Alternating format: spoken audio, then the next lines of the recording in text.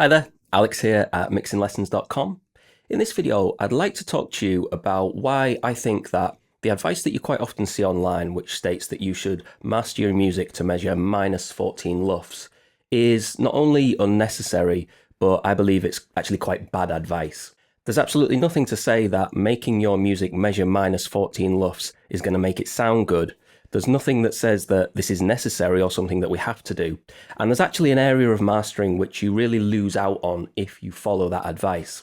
And so in this video, I'd like to give you a bit of an introduction into LUFS, what they are, why we use them in the mastering process. I'd like to explain to you why it's not necessary to make your music measure minus 14 LUFS and why that myth has perhaps come about. I'm also going to cover the potential downsides to making your music measure minus 14 LUFS. And then finally, I'll give you some practical advice on how you can approach using LUFS in your mastering sessions. And then towards the end of the video, I'll also give you some tips which might help you to get the best results from your masters. So the term LUFS stands for loudness unit full scale. And LUFS are a measurement of how loud we perceive something to be. So there are three different LUFS measurements. If you've got LUFS meters in your DAW, in the software that you use to mix or master music, if it gives you a LUFS meter, there will generally be three different measurements on that meter. There's the integrated LUFS value. So that would be the measurement of the LUFS value over a period of time. So that would usually be from the start to the end of a song. So the integrated LUFS value is generally what people are referring to when you hear people say your song should measure minus 14 LUFS. They're referring to the idea of making your song measure minus 14 LUFS integrated. So the overall measurement for the whole song from the beginning to the end. You then have short-term LUFS, and that's a measurement of a period of 3 seconds. And then you have momentary LUFS, which is a period of 400 milliseconds. Now, what LUFS is actually measuring is the difference between the peak or the loudest moment and the average level of the audio. And so integrated LUFS gives you that measurement over the course of the song, short term over a period of 3 seconds, momentary over a period of 400 milliseconds. Now, to kind of put the LUFS measurements into context in terms of when we're mastering music, we need to understand how we make music louder to begin with when we're mastering. Okay, so when it comes to the mastering process, one process that we're going to go through is the process of limiting. And limiting will affect how loud a song plays back. So what limiting allows us to do is it allows us to limit the loudest moments in a song to a certain point. And because you've kind of capped how loud the song can get, you can then raise the overall level of the song up into the limiter. So let's just have a look at that in action.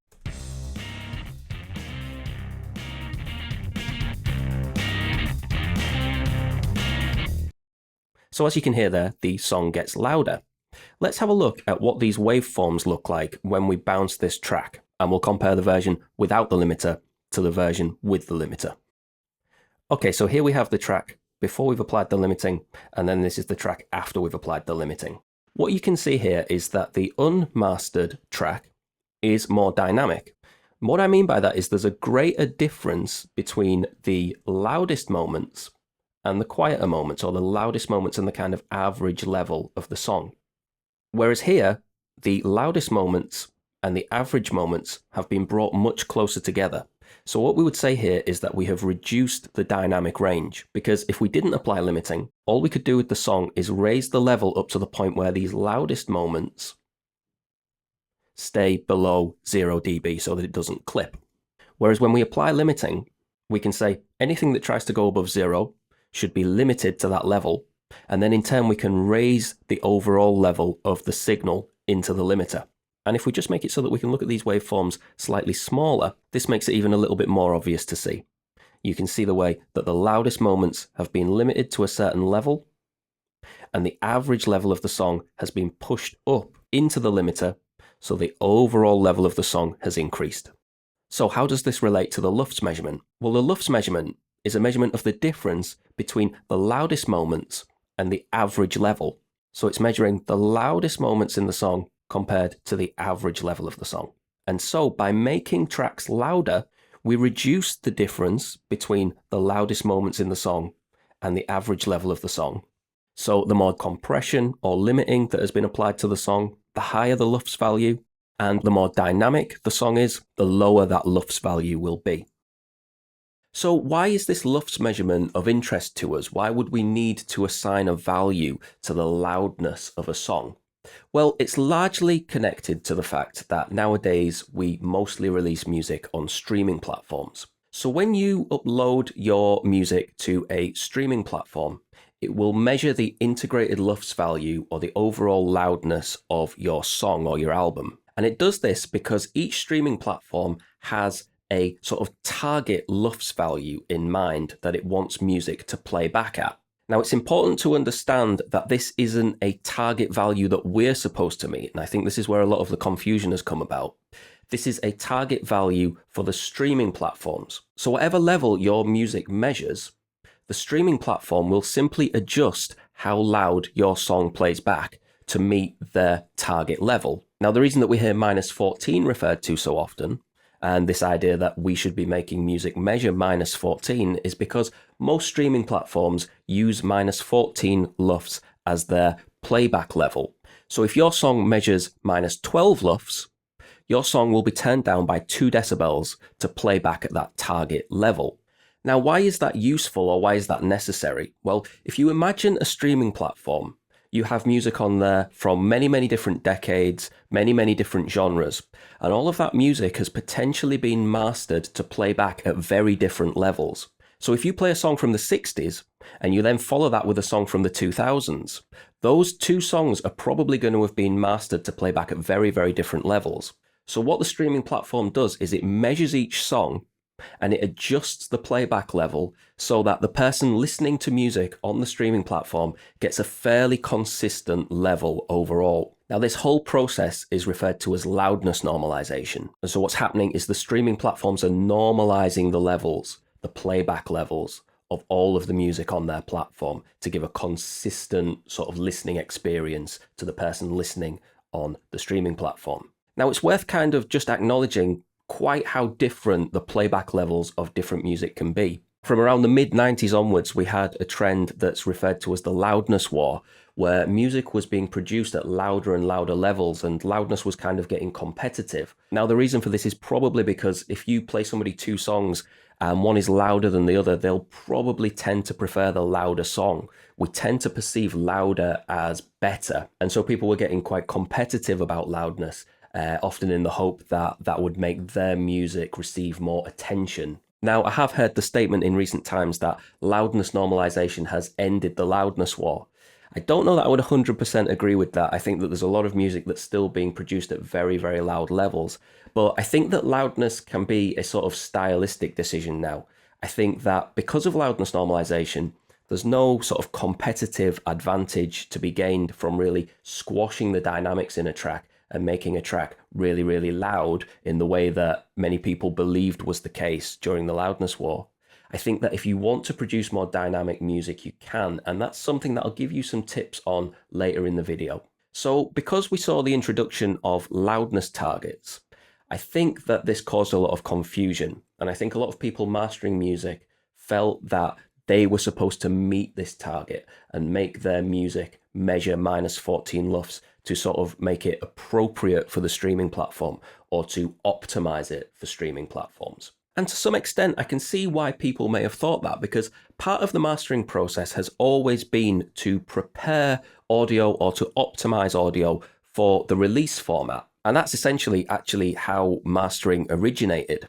Originally, mastering engineers were known as transfer engineers, and their job was to transfer audio from multi-track tape to vinyl. And so they had to sort of optimize the audio so that it would transfer as well as it could from the medium that it had been recorded on, tape, to the medium that it was going to be released on, vinyl. And so whether it was vinyl or cassette tape or CD, part of the mastering process has always been to prepare music for the format that it's going to be released on. And so I can see why when you hear the term loudness target, there may be this sort of perception or this idea that you're supposed to be meeting this target when you master music.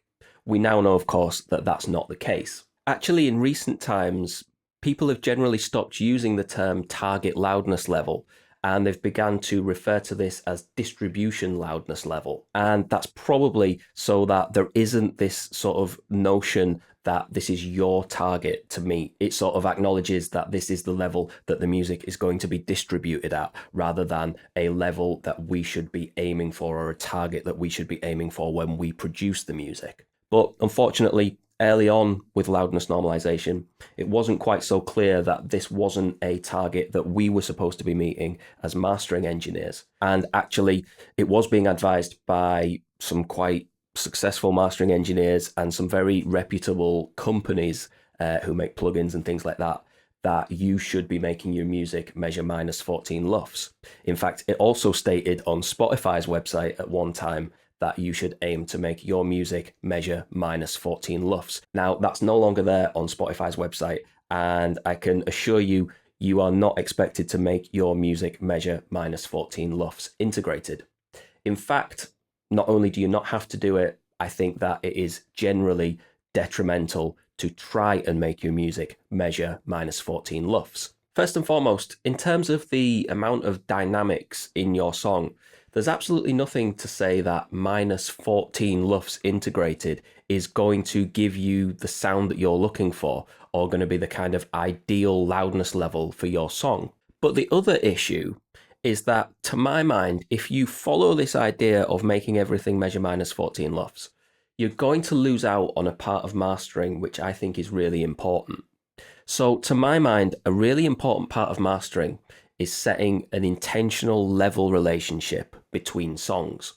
So when you master an album, you're looking to do a number of things. You want to bring about a consistency and a balance in terms of the frequencies, or the frequency response of the songs on that album. You're also going to be managing the dynamics of the album in terms of compression and limiting. Now, just while we're on the topic of EQ and compression, I just want to pause for a moment and let you know that, as always, I have a free EQ cheat sheet and a free compression cheat sheet, which are designed to take the guesswork out of EQ and compression when you're mixing. And if you want to get those, you can get them both completely free when you head over to mixinglessons.com/free-downloads. The link to that is in the description. So back to mastering. In addition to the EQ, the compression, the other things you're going to do during mastering, one of the things that I think is important is to create this intentional level balance between your songs. And making everything measure minus 14 LUFS doesn't allow you to do that. The reason for that is that minus 14 LUFS is obviously an integrated measurement, so it takes into account everything that happens in the song. Now, songs can vary wildly in terms of what happens with the dynamics. And so you could master two songs to sound as though they have an intentional level relationship, but they could all measure completely different integrated LUFS values. So think about it this way. If you have a song which is kind of pretty consistent all the way through in terms of its dynamics, the verses, the chorus, the bridge, the solo, everything is very consistent all the way through.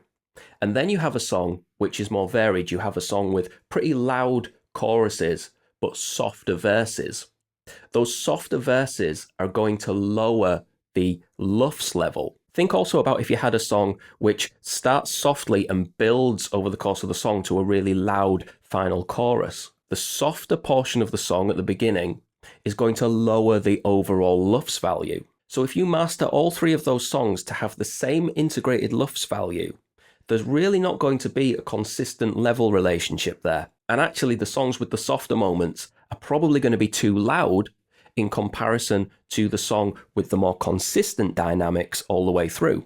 If you imagine a song with consistent dynamics all the way through, let's say it's a rock song and it doesn't have that much dynamic range to it, you probably want a song like that to be one of the louder moments on the album. Then the song with the softer verses and the louder choruses, I would want those choruses to sit at the same level as the song with the more consistent dynamics. And then the verses in that song would intentionally play back a little bit softer. Then the song which builds from kind of soft and it builds to this loud final chorus, I would want that chorus to again be at the same level as the choruses of the song with the loud choruses and the softer verses. That way, the loudest moments on the album are all at the same level, and then anything which is intended to be softer is softer. So you get this intentional level relationship across the album. But you lose that if you master everything to be the same integrated LUFS level. Now, what should you do? Well, what I would do is I would measure those loud moments using the short-term LUFS measurement, and I would aim for each of those loud moments on the different songs to have the same short-term LUFS value. That way you can create that intentional level balance across your album, because you can say, this is where loud is on the album, and everything that should be softer than that is softer than that. So you get this intentional level relationship. And so those are the two things that I'm aiming for when I'm mastering an album in the way that I'm approaching the loudness. I want the songs to sound their best to begin with, regardless of what integrated LUFS measurement that comes out as. And secondly, I want there to be an intentional level relationship between the songs, and you can't achieve that by making everything measure a certain number either. Now, you might say, but isn't that exactly what the streaming platforms are doing? Aren't you going to lose that level relationship anyway, because the streaming platform is going to take each song and just make it come out at minus 14 LUFS? Well, in some cases, yes, but in most cases, no. Most of the streaming platforms will honor or kind of maintain that level relationship on your album. Now, there's a couple of different ways that streaming platforms do this.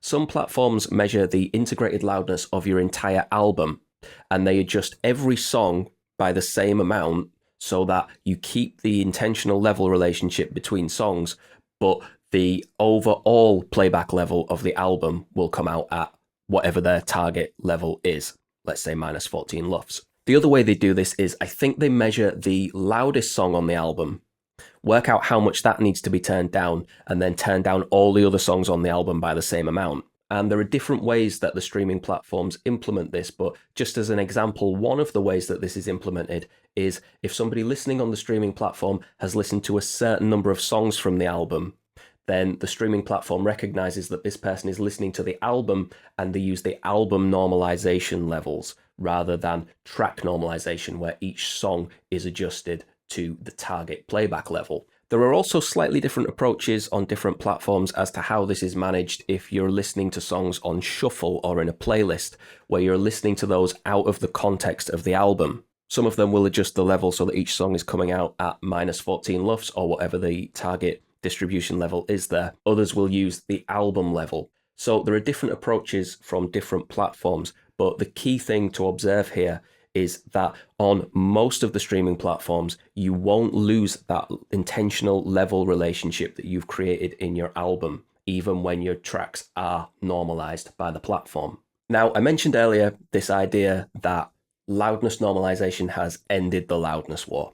I don't know that that's necessarily the case, as I mentioned earlier, but I think that having loudness normalization in place allows you to experiment with creating more dynamic music, or at least to check to see whether or not the songs that you're producing might sound a little bit better if they were a little bit more dynamic. So something that you can do is you can measure the integrated LUFS value for your song, and if you see that that song measures higher than minus 14 LUFS, let's say it comes out at minus 12 LUFS or minus 10 LUFS, for example, you know that that song is going to be turned down by the streaming platform.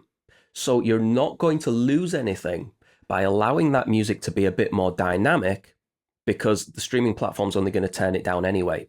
So it gives you an option there to experiment with whether or not a more dynamic version of that song could potentially sound better. Because earlier, when I said to you that if we listen to two songs and one is a bit louder than the other, we tend to think that the louder one sounds better. Well, if you take the loudness out of it and both songs are played back at the same level in the way that they would be on a streaming platform, when we play two songs side by side at the same level, if one is more dynamic than the other, we tend to prefer the sound of the more dynamic song. The one with less dynamics can sound quite small and sort of weak in comparison when they're played back at the same level. And so it gives you the option to potentially see whether or not you have some room to make that music more dynamic and see if that maybe sounds any better. Now, a really useful website that I can point you in the direction of is loudnesspenalty.com. This is a website by Ian Shepherd. If you've been doing any research into LUFS, you've already found Ian Shepherd, you've found his production advice blog and his production advice YouTube channel. If by any chance you haven't, then check out his production advice YouTube channel, because it's got some incredibly informative and useful videos on mastering. But the loudness penalty website is a great resource because what it allows you to do is it allows you to upload your song and it will show you how much that song will be either turned up or turned down by different streaming platforms. And so it allows you to kind of analyze that information and think, do I want to experiment with creating a more dynamic version because I can see that the song's going to be turned down? Or in some instances, you might see that actually your song's going to be turned up because it's below the target value of the streaming platform. And so in that instance, do you want to experiment with making your song louder, or are you comfortable with the fact that that song will potentially play back quieter on some platforms where they don't turn music up if it's below the target distribution level? So it gives you some really useful data which you can use to inform your mastering process and decide if you want to experiment with a more dynamic or a louder version of the song. If you want to learn more about what mastering will and won't do for your tracks when you master music, then you can check out this video. Don't forget to get that free EQ cheat sheet and that free compression cheat sheet via the link on screen. And you can also subscribe to the channel if you found this video helpful. Thanks for watching, and I'll see you next time.